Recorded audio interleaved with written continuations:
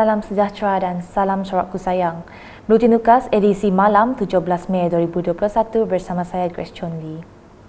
Berita malam ini dimulakan dengan laporan sambutan Hari Belia 2021 dengan tema Dekat Ini Dekat Kita diraikan dalam norma baharu susulan pandemik COVID-19. Menteri di Jabatan Ketua Menteri, Integriti dan Ombudsman Datuk Talib Zulkifli menggesa belia di Sarawak terus memperkasakan diri dengan ilmu pengetahuan dan kemahiran. Dalam perutusan Hari Belia 2021 Sarawak, beliau menambah, menerusi ilmu pengetahuan dan kemahiran, ia akan membolehkan belia bersaing dalam menghadapi perubahan arus perdana terutamanya selepas pandemik COVID-19 yang melanda seluruh dunia. Adun Jepat itu juga berharap para belia di Sarawak bersedia menggalas tanggungjawab dan terlibat bersama dalam komuniti setempat bagi memupuk sifat kepimpinan dalam kalangan masyarakat setempat. Dalam masa sama, katanya, warga belia perlu menyerahkan diri sebagai anak muda yang berintegriti, berdisiplin, berdaya saing dan menjadi aset kepada negara. Laporan seterusnya. Angkatan Tentera Malaysia ATM akan terus mempertingkatkan kerjasama dengan Kementerian Kesihatan Malaysia KKM bagi menghadapi gelombang ketiga penularan pandemik COVID-19 di negara ini. Panglima ATM Jeneral Tan Sri Effendi Buang berkata, ia merangkumi atur gerak logistik ATM bagi membawa bantuan perubatan dan peralatan kesihatan, terutamanya penghantaran udara yang melibatkan pesawat Tentera Udara Diraja Malaysia. Semasa melakukan lawatan singkat ke Hospital Medan ATM Kapit pada Ahad, beliau menambah adalah menjadi komitmen ATM dalam tugas-tugas sekunder bagi memastikan kesejahteraan dan kesihatan rakyat sentiasa menjadi keutamaan. Mengulas lanjut mengenai penubuhan Hospital Medan di lokasi lain, beliau berkata perkara itu tertakluk kepada keperluan semasa dan kemampuan sedia ada bahagian perkhidmatan kesihatan ATM.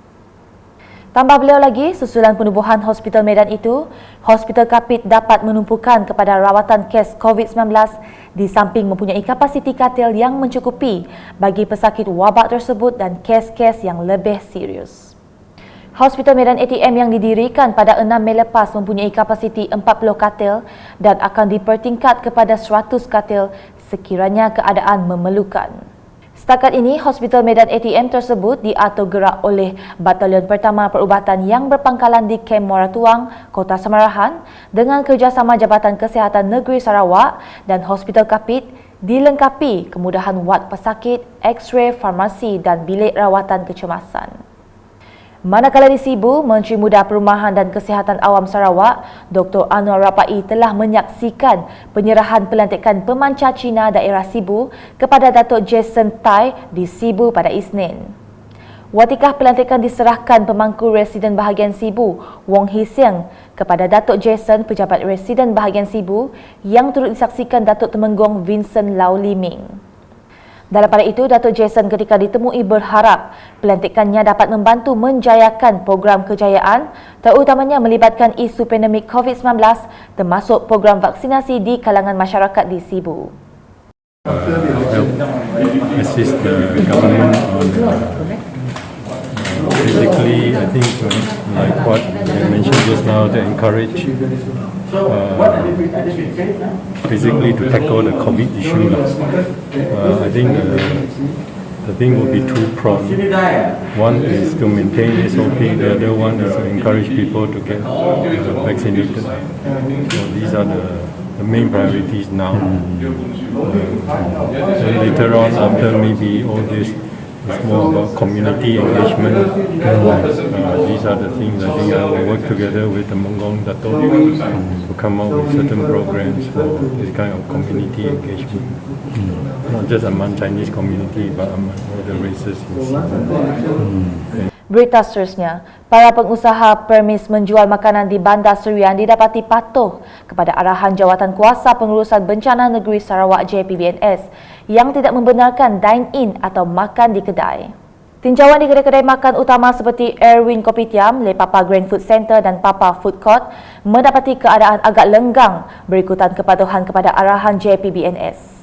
Malah di setiap permis tertera di meja pendaftaran hanya makanan serta minuman take away atau bungkus sahaja dibenarkan, menunjukkan pemilik kedai akur dengan SOP yang diperketatkan oleh pihak berkuasa.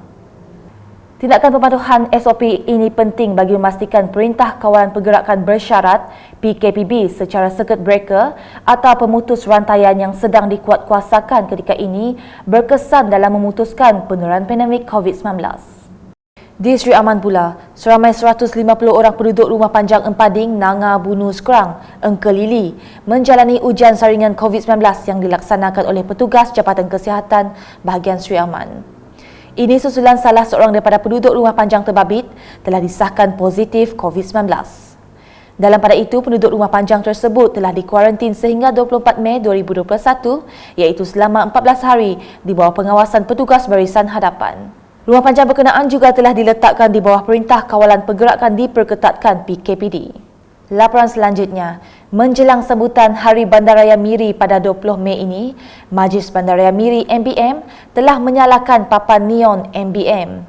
Menurut Datuk Bandar Miri Adam Yee Siu Sang, pelancaran itu bertujuan menyambut ulang tahun ke-16 Bandaraya Miri.